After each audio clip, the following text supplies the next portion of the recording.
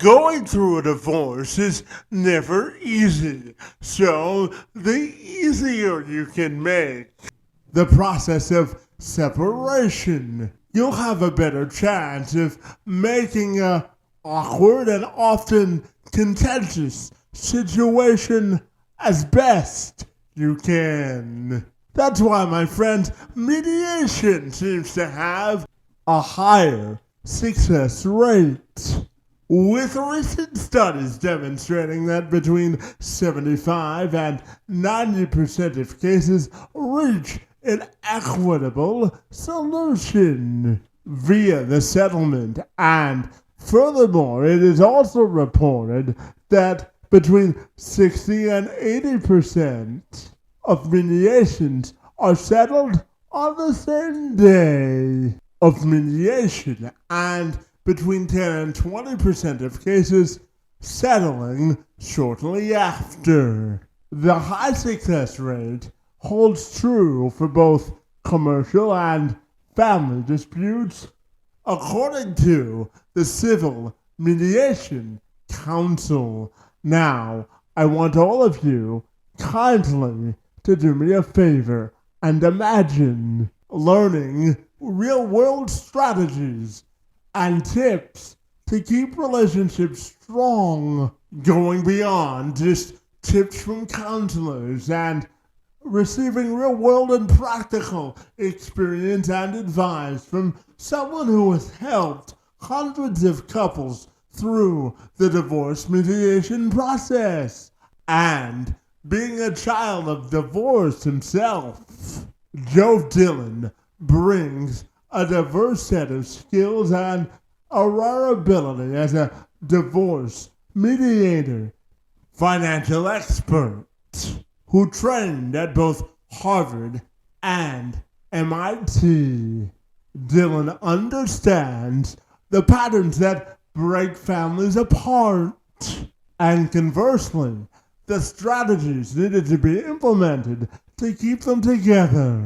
His approach in mediation goes beyond the splitting of assets to really dig deep and understand. It's about creating agreements that protect the emotional well-being of everyone involved, while also offering ways to resolve the financial complexities that often lead to separation in the first place.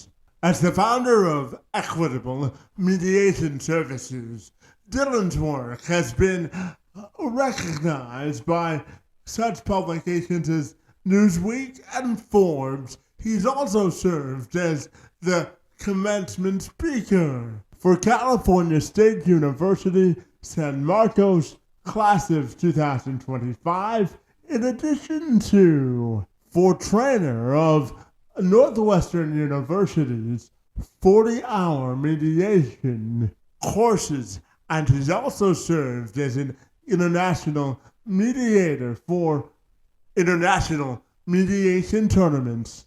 Joe's expertise simply doesn't help couples through the divorce mediation process. He's passionate about helping them to avoid the pitfalls of divorce in the first place. And he joined me this week to tell me more. I'm Kevin McShann. Let's have this conversation.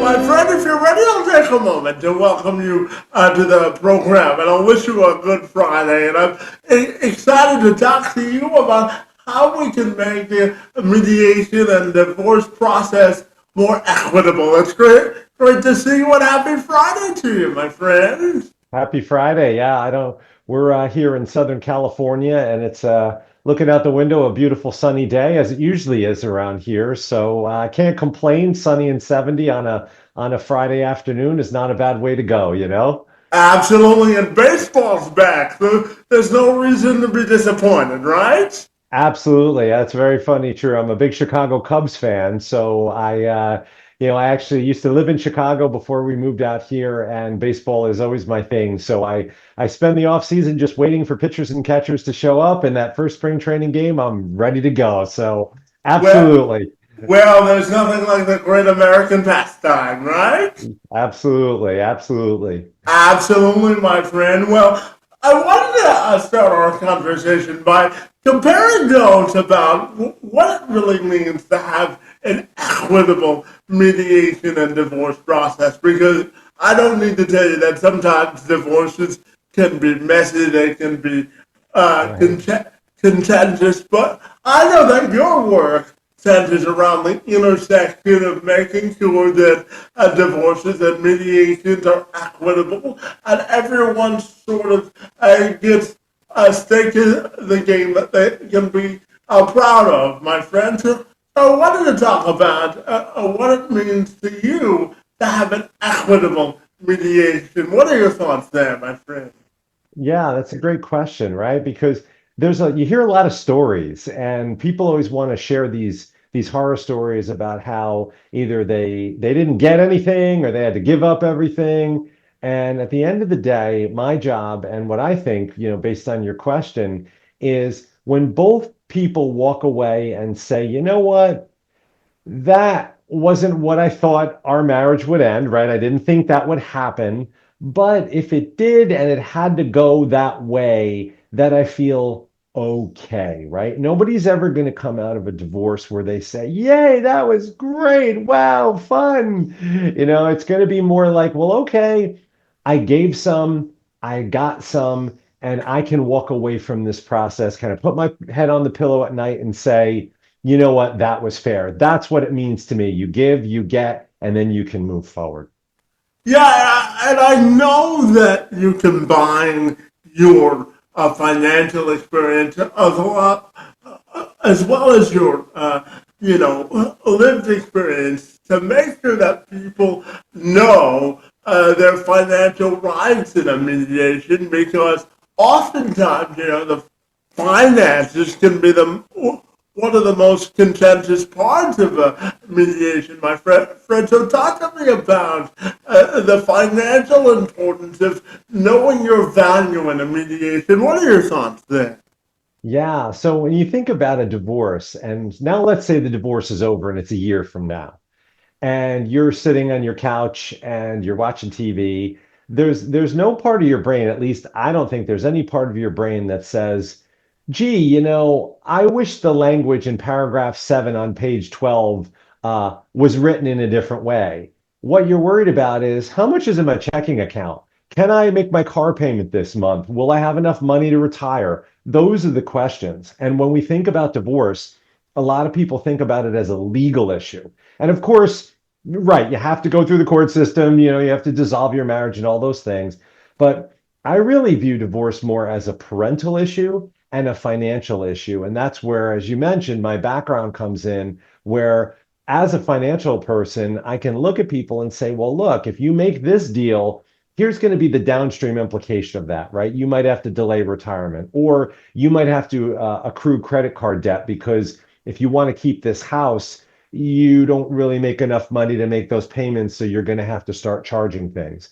And we take the people through not only all the tactical stuff, right, that they have to talk about in order to go through that legal process, but also really get them to understand that there's going to be a pretty significant financial impact to them and show them what that means and help them make informed decisions. Because I really do believe that if we have information, we can at least make an informed decision. And even if it's not going to have a great outcome, right? You can make it and say to yourself, well, I know what I'm getting into, so I shouldn't be surprised when this happens, right? Yeah, exactly. Uh, Joe, I also know that you're a child of divorce yourself, and which enables you to talk about not only the practical, but also the structural and emotional factors that go into rebuilding a family. So I'm curious to ask you about what do you think practically goes in to rebuilding a family or a family structure after going through a divorce or mediation? Because oftentimes that can take work and you have to roll up your sleeves in order to get that done. So how do you think that you can effectively sort of rebuild the emotional and family structure after a divorce or mediation, my friend? I love that question. I love the way you put it, roll up your sleeves, because you hit it right on the head. It's work. People don't think that it's work, but at the end of the day, so now you're married, right? And your mom and dad, your husband and wife, and the family unit is going along. You've got your kids, you're doing your thing. Now suddenly you've got two households. You've got mom's house and dad's house. Those kids are most likely, not all the time, but most likely going back and forth between those households. So the first thing we need to do is we need to talk about a parenting schedule. So what nights will the kids be at mom's? What nights will they be at dad's? What time will they be get picked up, dropped off? Who's responsible for those things? So you've got some real logistic items, just real basic stuff. Then we have to think about holidays, right? Most of us spend holidays with our family and we all spend them together. We now have to talk about, well, if we're going to have two separate households, will we spend them as a family unit, mom, dad, and the kids, or will the kids be here on one holiday and there on another holiday? Then we get into some more of the abstract stuff where we think to ourselves now, I know, for example, in my world, my mom always took me to the doctor and the dentist. She was the doctor parent. If I got sick in school, right, the nurse called her. They didn't call my dad. Now, dad, and let's say it's dad in this example, dad is going to have to know who's the kid's doctor, who's their dentist, what medications are they on, what's the dosing regimen, what's the, right, in case somebody gets sick while they're at, in this case, dad's house. So you need to know that. You need to talk about who's going to, the teachers, the report cards, who's going to do the homework. And all these things, people forget that when they were just living together, it just naturally happened. Now you need a plan for it. Let's take it one step further. Now you have to realize that when you're at one house, the kids might be doing things a certain way. And then they're at the other house and they're doing them a different way. So a good one that's coming up a lot right now is screen time, phones, tablets, things like that. So you might get maybe mom allows the kids to just get on their tablet right as soon as they get home from school, and then they can do it until bedtime and it's no problem. Meanwhile, dad is like, nope, you get 1 hour. Well, what are kids going to do? They're going to complain. Hey, dad, mom lets us go on the tablet all day. How come you don't? So even the you've got the tactical stuff, and then you've got some really strange esoteric stuff that people don't think about. And there's tons of other things. But like you said, you got to roll up your sleeves and recognize that even though you're not husband and wife anymore, you're still mom and dad. So you need to still be talking, emailing, communicating about, instead of about your marriage, it's about the kids. And when parents do that, and they're willing to do that, to put aside their differences, how they feel about each other, that's when we have success with parenting. But you're right, there is a lot of stuff. It really is work. So I loved when you said, roll up those sleeves and get busy, parents. Yeah, absolutely. Joe, I also wanted to ask you about, the separating of, finances. If you're married Right, and you are now suddenly on your own and you're a single parent and you have to rebuild your finances and also keeping in mind that you're sharing the responsibility of raising children if you have them. right. So I'm curious from a practical financial standpoint, Joe. I'm wondering your thoughts on the importance of knowing exactly where you individually stand from a financial standpoint after a divorce. What are your thoughts there, my friend? Right. We make clients do budgets, which is something most people do not do. If you've ever Mhm. sat down, when was the last time you sat down and said, "This is how much I spend on clothes every month. This is how much I spend on groceries every month," like down to the dollar.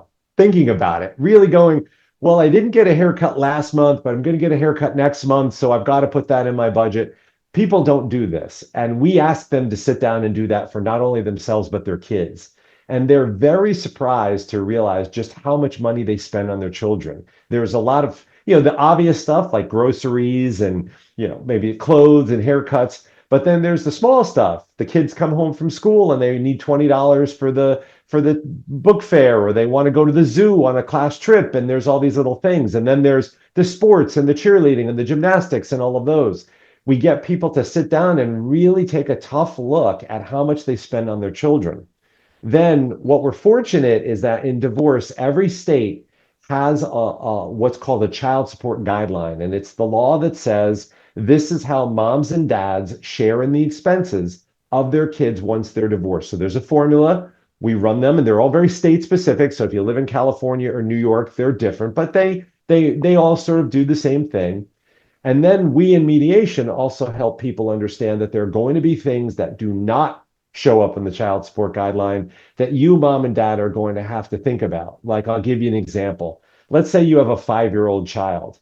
Now, one of the things that sometimes parents might pay for might be car insurance. Well, a 5-year-old isn't driving yet, right? You need to think about what's going to happen 10, 15 years from now, these expenses that we're probably going to have for this kid. How do we talk about it and resolve it now? So that's another thing that mediation does well, is it gets parents to really dig deeply into their finances, take a hard look at what they spend, talk about how they're going to share in those expenses, not only for what we call the ordinary things, food, shelter, haircuts, but all the extraordinary. That's what we refer to them as: car insurance, prom dresses, college site visits, vacations, those things that you're spending money on as a parent, and you need to plan for that. People are often very surprised, and we really they don't like it. I'll tell you that. They don't like when you ask them this because it's a lot of work to figure it Yeah. out.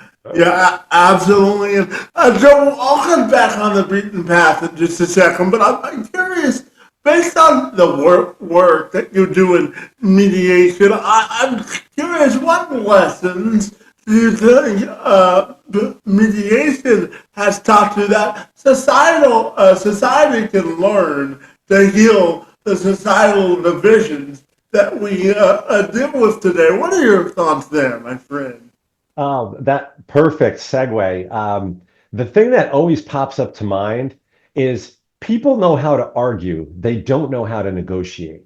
It's really easy to yell at somebody, isn't it? Think about your friend, a family member, your next door neighbor. You're mad at them. What's the first thing you instinctively want to do? Hey, you, stop that. I don't like that. What are you doing? Whereas it's really difficult to say, hi, neighbor. Do you have a minute? I'd like to talk to you about your music. And I was hoping that we could discuss at a certain time in the evening that you turn your radio down.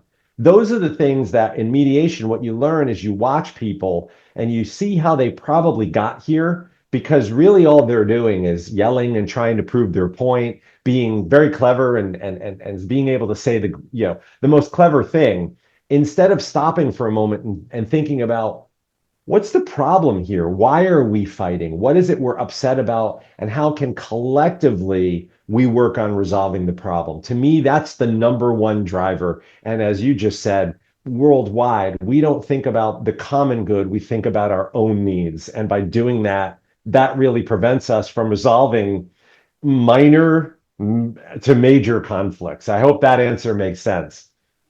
Yeah, absolutely. And Joe, I'm curious to get your thoughts on these findings from the Institute of Family Studies, who reported last year that nearly half of American couples who are on the verge of either staying together or separating or divorcing entirely, you say that 47% of the time, one of the main drivers for staying together is what they call for the best interest of their child, or because of their children, they stay together in a relationship 47% of the time. Now, we can have an objective conversation on whether that's healthy or not. But Right. what are your thoughts on those findings, my friend?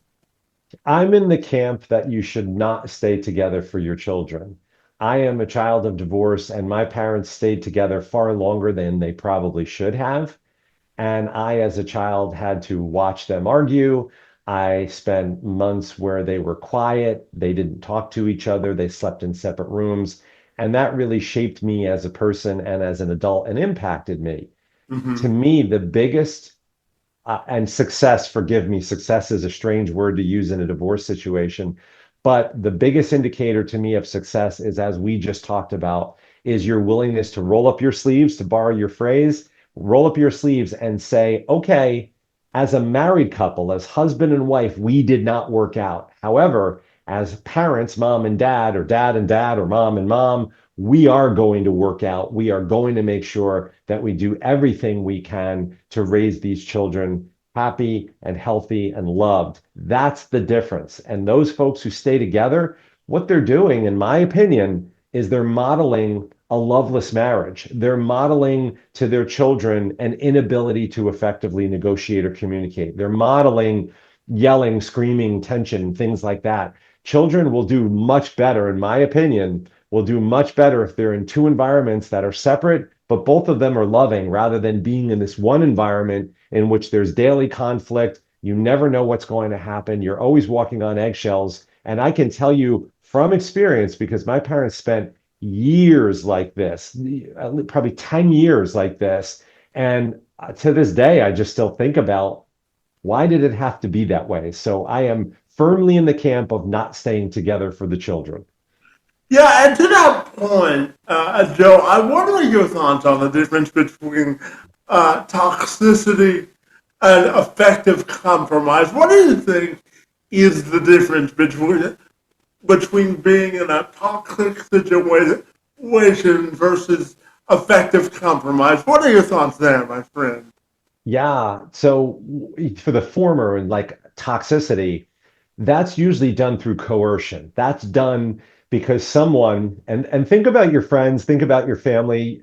We can all in the back of our head think of that one person that's going to pop up when I'm about to say, where they're just so relentless. They just keep going at you and at you and at you, and you surrender. Okay, fine, we'll go see that movie if you just stop. And that's where that's not compromise, that's not negotiation, that's just giving in.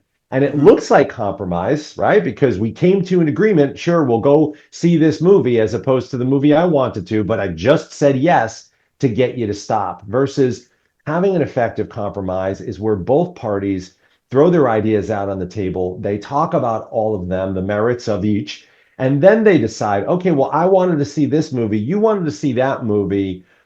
How come you wanted to see it? And then the other person, how come you wanted to see that movie? Well, okay, that makes sense. Let's go see this one. That's a dialogue as opposed to that's a two-way dialogue versus the toxic sort of negotiation, which it's really not, is one way. It's more of a bullhorn. I'm going to browbeat you into submission versus we're having a conversation and we're coming up with a decision together. That to me, that is a major difference. And a lot of what we see in conflict is the former. We're going to tell you to do this and we're going to keep doing this until you give in and bend to our will. And those things don't last. They really don't, because people eventually walk away angry and say, well, I'm not doing that again. And those relationships are damaged. And we see that in the world today, and we see it in our own personal lives. It's why it's far better to compromise, have conversations, knowing that you have to give to get. Yeah, absolutely. And Joe, for my next question, I'm going to quote the famous Judge Judy, my friend, and she always says, when you deal with children in a divorce, it's always important to love your children more than you hate the other person that you're going in to a mediation or divorce with. So when we look at divorces or mediations, I'm curious from a parenting and financial standpoint, what top three questions should couples ask themselves before and then after the mediation process. What are your thoughts there, my friend? Yeah, so I think going in, there's a couple things that pop up. And the first one centers around the house. A lot of parents want to keep the house for the children. The question you have to ask yourself is, if I do that, will I be compromising my ability to parent? And here's what I mean. So let's say you're a person who works part-time at a grocery store and you want to keep the house. And any one of us who owns a home knows how expensive it is. So that now means I'm probably going to need to get a full-time job, probably going to need to get a second job. And if I do that, how much time am I really going to have to spend with my kids? So the house tends to be one thing. The second is, what's my ability to actually execute a parenting plan? So, for example, I grew up in the shadow of New York City. I lived in New Jersey for a while, and a lot of people worked in Manhattan. So you live in New Jersey and and you work in New York City. And you'll get folks who work in New York and they say, yes, I'd like to be able to have my children stay over my house during the school week. And I ask them, I say, well, they get off the bus at 3 o'clock. What time do you leave New York? Oh, I usually leave New York City around 7 p.m. Well, where will your children be from 3 o'clock to the time you get home, right? Yeah. So you have to ask yourself that. And then finally, you have to also ask yourself, am I willing to put aside my own feelings of my own feelings towards the other person, the other spouse, in order to effectively co-parent my children? A lot of times when people go in, their anger directed at the ex-spouse or the soon-to-be ex-spouse is coloring that parental piece. So they might say something because they're so angry at the other spouse, they might say, well, I'm going to have the kids on all holidays because you never show up or you don't care about it anyway. That other parent does care about seeing their kids on holidays, Thanksgiving or Christmas or Hanukkah or whatever it is. It's just that perhaps this one parent is so angry at the other that they're going to go into the negotiation and use their anger towards the other parent kind of as a weapon. And that doesn't result in a great plan because then the kids get alienated from one parent, the parents argue and things like that. So those are the big ones, right? It's the house, it's the financial affordability of the house, it's the ability to execute the schedule and setting aside your feelings towards your ex-spouse or soon to be ex and not letting that color your parenting. So does that make sense for that piece? Yeah, absolutely. And, Joe, I'm also curious to ask you about, the child welfare or their response to the divorce. Because our friends at Psychology Today say that approximately 80% of children from divorced households eventually, adapt successfully to divorce and are resilient to the change, my friend. So I'm curious to ask you about what's the key to making sure, or that persistently continues, and that the child welfare is at the heart of what I call a common cause or a common consensus. Because even if you're divorced and you have children, one of your common goals should be making sure that the children that you bear during the relationship have a fighting shot at life, my friend. So talk to me about the resilience of kids and the responsibility of parents to keep that up after and during the divorce mediation, my friend. Yeah, kids are very resilient. That's a great point. If you think about children when they play and they fall down and they bang into something, sure, they might cry for a split second, but then they're up and they're off again. We have to remember that they are also capable. They're capable human beings. However, as kids, we do need to support them. A lot of that comes from giving them clear boundaries, clear rules, making sure those rules go across households, like we were talking about the screen time, that can really harm. And also, I am a huge, huge fan of bringing in a third party, like a therapist, a child psychologist. Kids, they don't want to upset their mom or their dad. They don't want to say something that's going to make them sad. But when there's a third party that they can talk to and they can share their feelings, because little kids have big feelings. They have a lot that they're going through and that a lot they want to share. But the chances are that they're not going to share it with mom and dad. Having that third party who can be friendly and a friendly ear and a friendly voice and give them a space by which to express their emotions, that also I think is huge. The kids can then, as they get older, start working through some of these things, because one of the things that you think about as a child of divorce, and I can tell you from my experience, is like, well, what did I do to cause this? Did I do something? Did Was I not good in school? Did my parents, didn't I love my parents enough? Like, you start wondering as a child, like, if you had something to do with it. And having an adult who's not your parent be able to talk you through that and help you understand that that's not the case, that really also, I believe strongly, helps you adjust. And as you go forward, you're able to then say, well, these two people didn't get along, my mom and dad, but they still love me. I still love them. And that allows me to move forward in life. That to me is the key, is having that third party. Yeah, absolutely. And Joe, my next question relies on data that's about 3 years old, but it was interesting, so I wanted to get your perspective on it because a 2023 analysis by the National Center for Health Statistics found that 53% of women and 44% of men expect to experience some sort of marital disruption before their 20th anniversary, my friend, with 84% of those separated for at least 5 years, ultimately finalizing a divorce, my friend. So I'm just curious, on a broader sense, what comes to mind when you hear that statistic, and do you think it's improving at all in terms of our ability to communicate to avoid separation, my friend? What are your thoughts there? I think with regard to that, we're actually seeing even more of that today. Older couples, longer term marriages are getting divorces.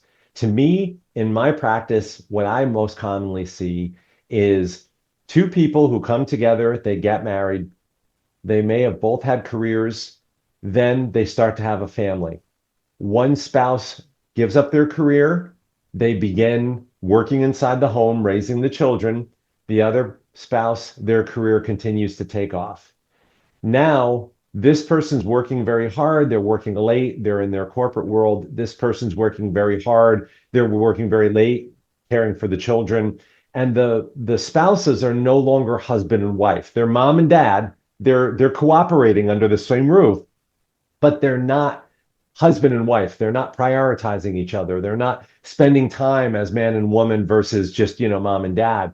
And then why we see this as common in 20-year mark is they've had children and the children go off to college. Now they're out of the house. And now these two people are left with just each other.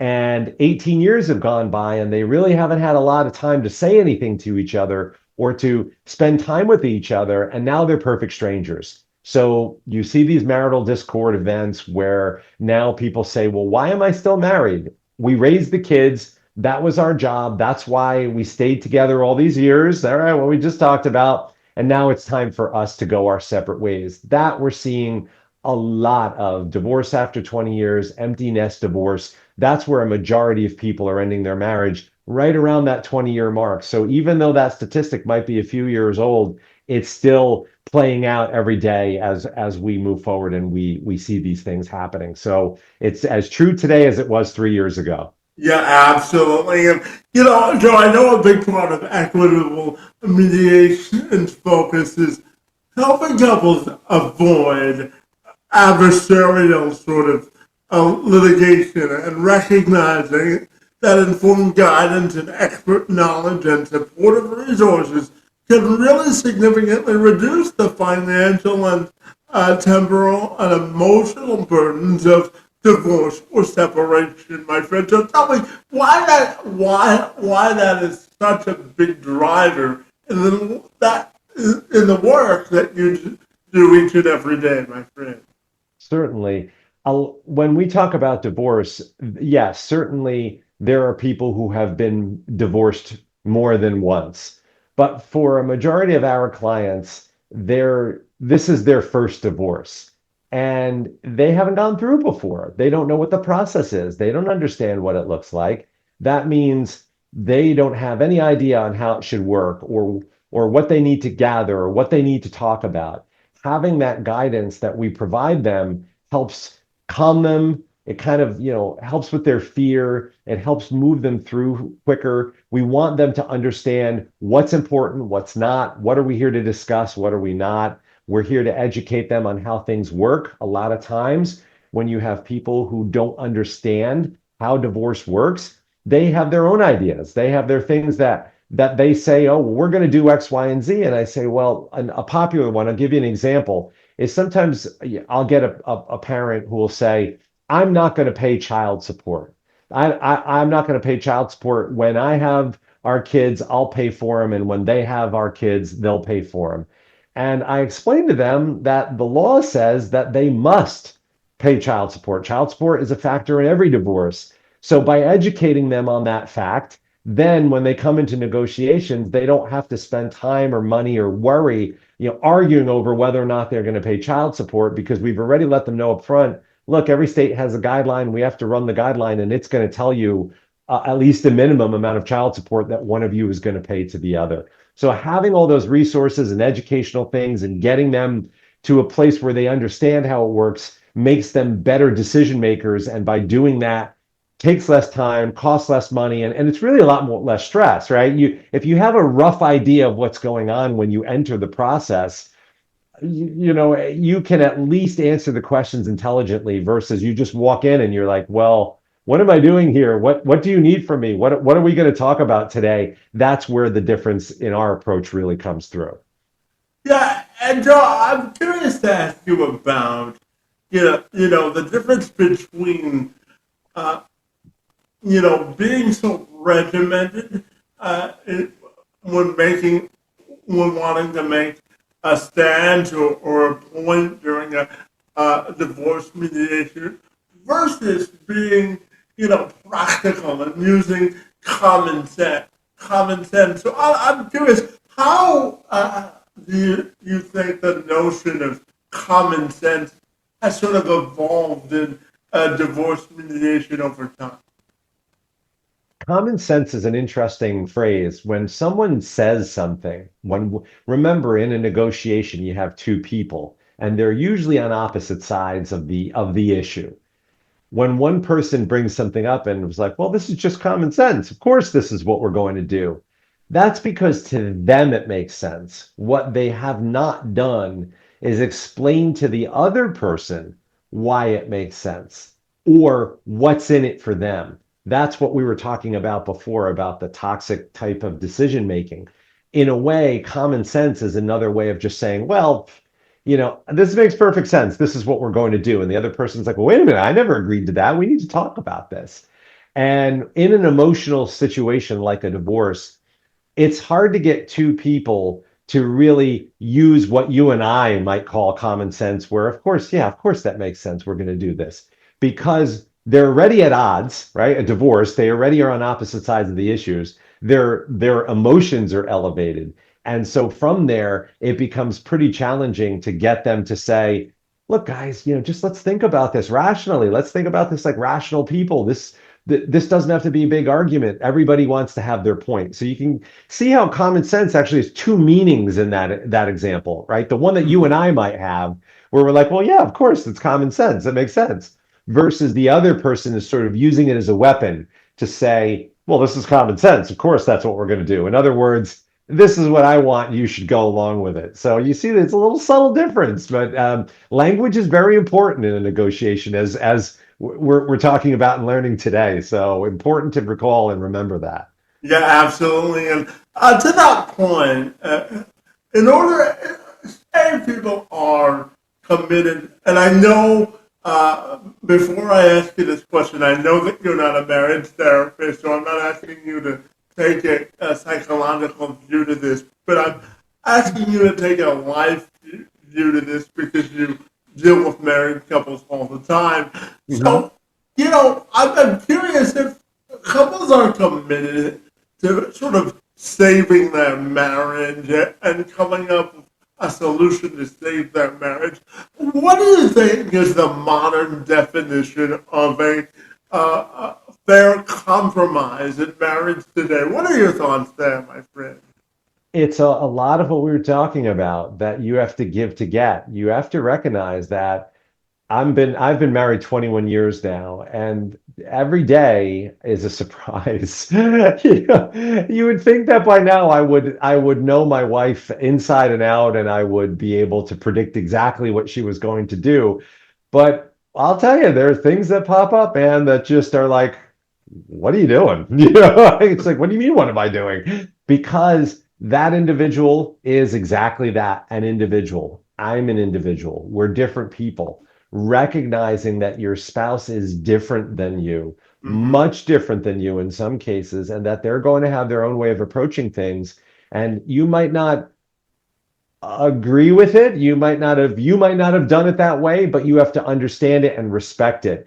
And a lot of the things that crop up, they're very silly ones that along the marriage and family therapist line, I read a very funny quote, and it was from a marriage and counselor, and they said you can tell a lot about a couple about how they load the dishwasher. So you put your dishes in the machine, and sometimes there's the person, this is me. I'm the person who tries to put as many things in there as I can. So I'm making sure everything's lined up and I can stack all sorts of stuff. Cheryl just throws stuff in there and whatever fits in, she closes the door and presses the button. It could be half empty, she doesn't care. And it tells you a lot about a person if the other person goes around and changes the way they loaded the dishwasher. Like I might go in and start moving those glasses in a more efficient manner, right? But I Yeah. look at it and I go, well, that's not how I would have done it, but that's how Cheryl, my wife, did it.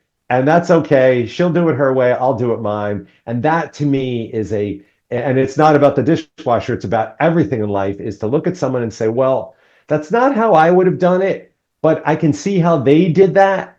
And I'm okay with that. I don't understand it, but I'm okay with it and I can move on. That's so think of the dishwasher as the litmus test moving forward. Yeah, absolutely. And Joe, I've got three questions left for you, and I'll try to bang through them as quickly as I can. But I wanted No worries. your perspective on something that Professor Philip Collins from the University of Maryland says about his analysis that he's observed when it comes to millennials and Generation X trends when it comes to being selective about marriage and postponing it until you're ready in later in life. He characterizes it this way that marriage as increasingly being regarded as an achievement status rather than, a passage of an undertaking that you do because you want to be happy about being married. And he says that the circumstances and the shifts have come through baby boomers and millennials. So I'm curious on whether you agree with Professor Cohen's assessment that marriages increasingly become sort of a status or an achievement rather than a life, a commitment or transition. My friend, what are your thoughts there? Yeah, I absolutely do. I think part of it was back now, I wasn't born in the 1800s, but a lot of this was financial. A woman didn't work and therefore needed someone to care for her. So she got married, and it was more of a financial relationship. And that really perpetuated in my experience, probably through the 1980s. Women were still staying at home, right? Quote unquote, stay at home mom. You hear that term, and even in the 60s, the 70s. And then as women started to enter the workforce, they realized, well, I don't need this financial relationship. I can be financially independent. I want to make it on my own. I'm going to go to college. I'm going to have my career. And then being married becomes kind of a status where, well, I can have it all. I've got my career, I've made my money, I'm college educated, and I have a great spouse versus, well, I need to get married because I'm getting older and I have to have kids sooner and I don't have any financial prospects. So it became more of, it was previously more, not always, of course, but in historic times, more of a matter of convenience rather than of emotion. And today, now with people being in the workforce, women being college educated, in fact, I think, and I don't quote me on this, but I believe women are pursuing college degrees at a higher rate than men are. So women are actually going to sort of outpace the college educated male workforce at some point in the future if this trend keeps up, and therefore continue to earn, continue to grow their careers, and marriage becomes less of a must have and more of a nice to have. Yeah, absolutely. Now, Joe, I know we're both baseball fans, and I know, my friend, that you wait for baseball season each and every year. And Yep. I have to tell you, as a Detroit Tigers fan, my friend, I'm a little nervous about the start to their season. Their offense is a little suspect, and the pitching has been a bit all over the place, my friend. So I'm going to ask you about your allegiance to baseball and why you love it so much, and then I'm going to ask you to talk me off of a cliff as a Tigers fan, my friend. Well, there you go. I think for me, baseball represents a lot of things. Of course, growing up, I played baseball. I was a pitcher and a second baseman. And so I have a fond memory of the cut grass and the field and the friends. Dad was a coach. But I think there's also something that's really nice about a baseball game in that it's casual. You can watch the action, but you can also talk to the person sitting next to you and you can enjoy a conversation and meet a lot of people that you wouldn't have otherwise normally met in your life. So you're all there in the stands. Hopefully it's a nice sunny day. You're enjoying, a hot dog or a soda or an ice cream or something, and you're just So no all in that baseball in April, together. right? No, right? Yeah, No. well, yeah, as a Cubs fan, the home opener was in March. You're playing baseball in Chicago in March. What are you thinking? It's 21 degrees outside. Yeah. Like, come on. So that's to me is what I really enjoy the community of it. And even when my wife and I, we watch games here at home and we just put it on and it's just something we do together. We hang out together and, we don't necessarily like, we might not be hanging on every single pitch for 162 games a season.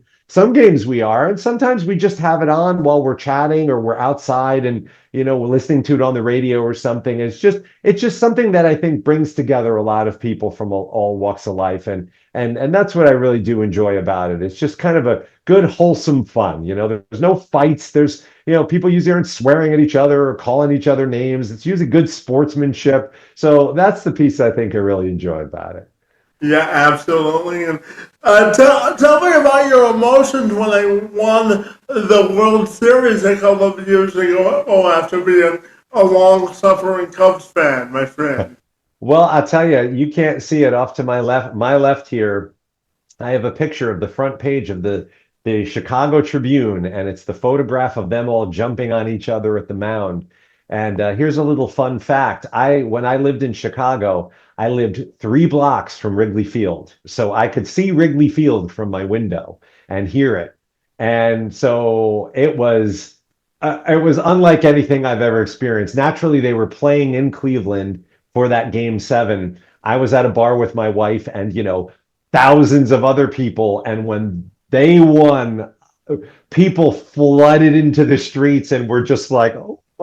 And so I just think about it, get emotional, think about it now, just because it was such a moment where everybody came together. And, when you asked me about why I love baseball, I'm going to share a story. I hope you don't mind, but Of course. there, I'm standing out in my driveway. Okay. So I'm standing out in front of my house watching people because they're walking towards Wrigley. So we all came out of the bars and stuff, and then we went home, and then everybody's walking towards Wrigley.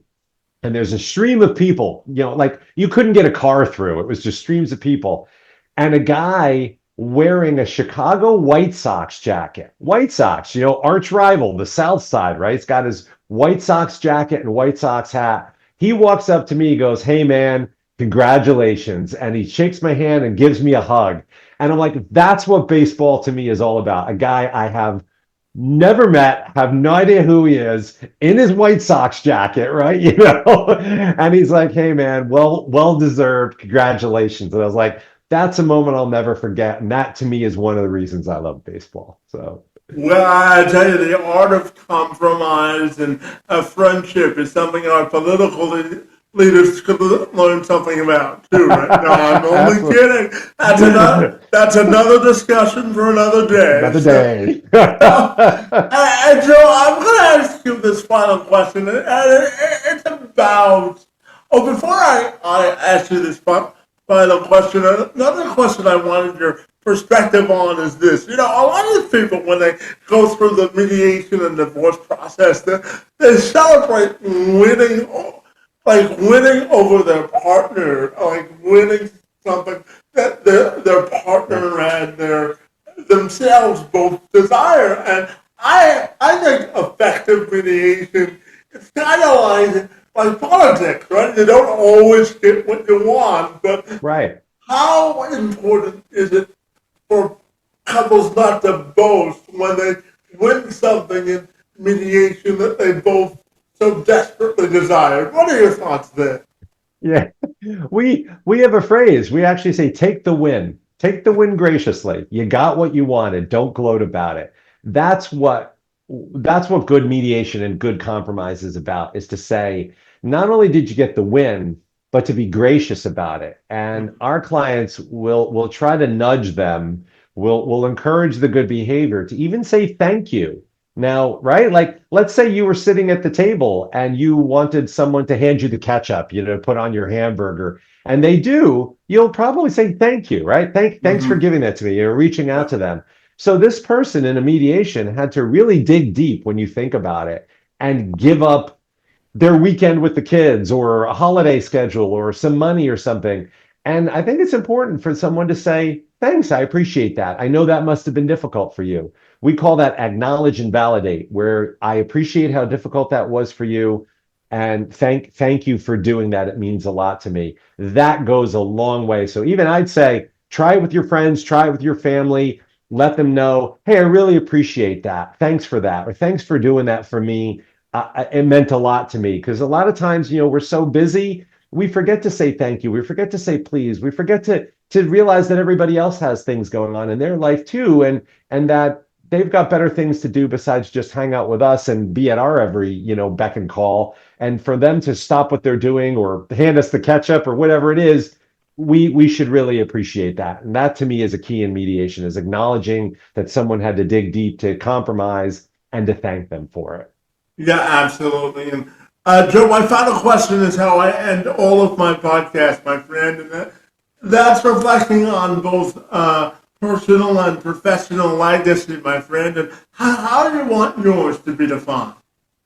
My personal and professional life. Legacy, yeah. Yeah. Wow. I mean, oh boy. It's a tough question. I think what you learn about me is that I'm a helper, and I'm a person that you call if you need help moving, or to cut down a tree, or to do whatever it is. I volunteer. I'm a member of the Rotary Club. So I think in terms of that, I really would like people to say, "Wow, that guy, he really helped out when he could. He did what he could." And you touched on it a little bit about the political climate, the current socio climate.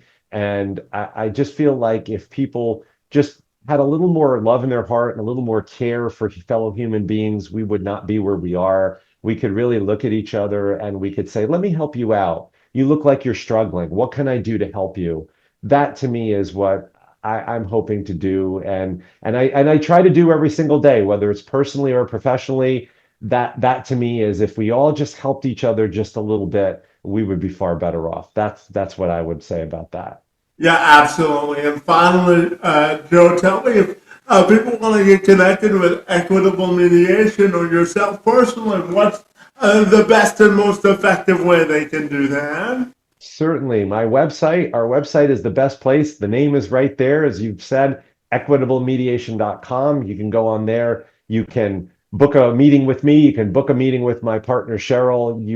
We have a resource center. We talked about education, right? You can get into our resource center and read our articles and videos, and I'll post up our nice conversation here so people can listen to this again as well. Really, we just want people to go to the website and they can get a bit of control. So equitablemediation.com is definitely the best place to start. Well, fabulous, Joe. I want to wish you a great weekend. I think you're doing great work to find Thanks. a needle in the haystack when it comes to divorce mediation and compromise. And I really want to thank you for engaging in conversation and bearing with me on this Friday. It's most appreciated. Same here. It's been a wonderful time talking to you. Thanks for having me so much. I really enjoyed it.